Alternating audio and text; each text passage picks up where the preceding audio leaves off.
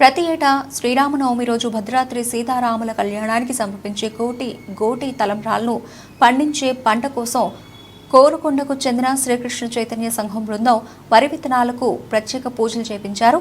కోరుకొండ నుంచి వరి విత్తనాలను భద్రాచలం తీసుకువచ్చి భద్రాద్రి రాముల వారి ఎదుట పూజలు నిర్వహించారు.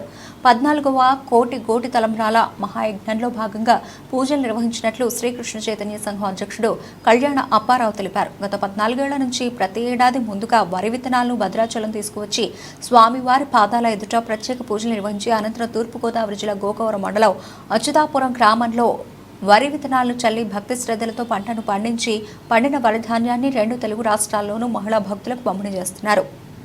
శ్రీరామ్ జై రామ్ జై జై రామ్.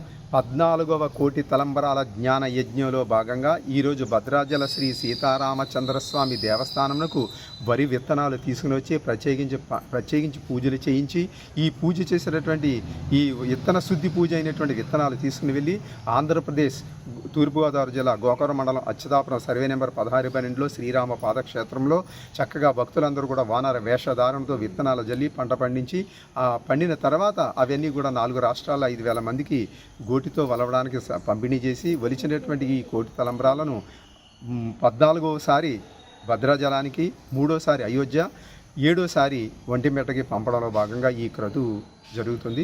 శ్రీరామ తత్వాన్ని ప్రచారం చేయడంలో భాగంగా ఈ యజ్ఞం నిర్వహించడం జరుగుతుంది. ఇది తూర్పుగోదావరి జిల్లా కోరుకొండ శ్రీకృష్ణ చైతన్య సంఘం ఆధ్వర్యంలో నిర్వహించడం జరుగుతుంది. జై శ్రీరామ్.